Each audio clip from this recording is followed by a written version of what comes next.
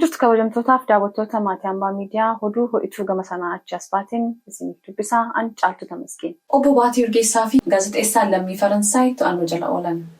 Qondaalli Adda Bilisummaa Oromoo ABO Obbo Baatii Urgeessaa fi gaazexeessaan marsariitii Afrikaa Intelligence jedhamuun beekamu Antoine Galdon Shanee fi Faannoo wajjin ta'uun hokora kakaasuuf socho'uu jedhamuun himatamanii to'annoo jala oolan.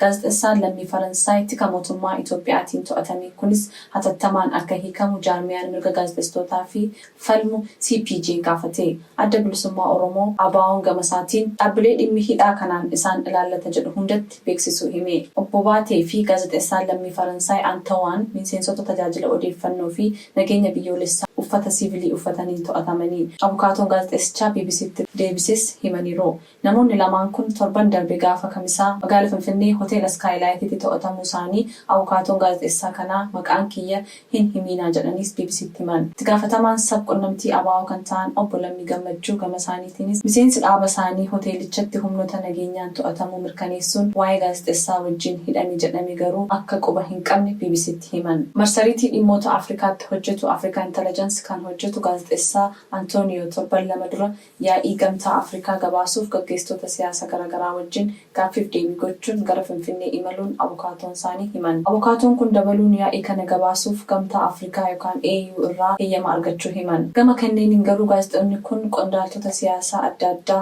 haasofsiisuuf abbaa taayitaa saba himaalee Itoophiyaaf gaaffiif deebii gochuuf waan ta'eef heeyyama naa kennaa jechuun gaaffii dhiyeesse. Gaaffiin kun fudhatamuu yookaan dhabuu wanti beekames hin jiru jedhan. Dhaabbanni gaazexeessitoota kana Afrikaa Intelligence marsariitii isaanii irratti hidhaa Antoine ilaalchisuun ibsa gaafa wixataa baaseen gaazexeessaa kana abbaan taayitaa kun ni beeka jedheera. Dabaluunis Antoine hojii biyya keessaa qabuuf aangawoota beeksiseera. Itoophiyaa keessatti akka gaazexeessaatti hojjechuuf viizaa sadandeessisus qaba jedhan. Gaazexeessaan Antoine gaaffiif barbaadama jedhamee to'annoo jala erga oolee booda poolisii naannawaa Boolee Rwaandaa jiru akka geeffame boodarras qajeelcha poolisii kutaa magaalaa Boolee geeffamuun abukaatoon isaa kun himu. Hidhaa gaazexeessaa kanarratti kan geeffame itti gaafatamaan sabquunnamtii Koomishinii Poolisii magaalaa Finfinnee Koomaandar Ittaanaa Maarqos Taaddasaa dhimma biyyoolessaa irratti deebii kan kennu poolisii federaalaa jechuun deebisan. Poolisii federaalaa irraa yaaliin deebii argachuuf taasise hin milkoofne. Yuukireen erga waraanni eegalee loltoonni ishii 31 jala dhumuu himte. Raashiyaan erga Yuukireen irratti waraana bantee waggaa 2 guuteera. Guyyaa Raashiyaan weerara eegaltee kaasee hanga ammaa loltoonni 31 jala ajjeefamuu Yuukireen beeksifte.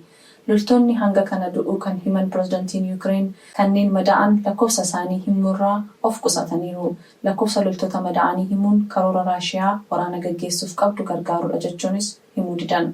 Yuukireen kanaan dura lakkoofsa loltoota ishee waraana kanatti du'anii ifa gootee hin turre. Pirezidantiin biyyattii lakkoofsa loltoota waliigalaatti du'anii himuun isaanii deeggarsi meeshaalee waraanaa biyyoonni lixaa taasisan boodatti harkifachuurraa kan ka'e Yuukireen adda waraanaatti daangaa ishee loltoota dhaabaa akka jirtu ministeerri ittisa biyyattii dubbachuu hordofteetti. Pirezidantiin Zelenskiin gaafa dilbataa lakkoofsa loltoota du'anii himuu isaanii Raashiyaan odeeffannoo sobaa kenniteef deebii kennuuf akka ta'e himanii. Waraana kana keessatti loltoonni Yuukireen 31 du'aniiru. Loltoota 30 yookaan 150 miti yookaan kan Puutiinii warri akka isaan soban odeessan miti garuu duuti tokko loltoota kanaa nu dhukkuba jedhan. Loltoota du'aniin alatti namoonni nagaan hedduu waraana kana keessatti du'uu fi miidhamus himan. Yuukireen lakkoofsa loltoota du'anii 31 haa jettu malee US ammoo 70 hanga 120 ta'u jettee turte. Gama Raashiyaan ammoo loltoonni 180 du'uu pirezidantiin Yuukireen dubbatan. BBC'n gama isaan marsariitii Meedizoonaa jedhamu waliin ta'uun maqaa loltoota Raashiyaan waraana kanarratti du'anii 45 galmeessuu danda'eera.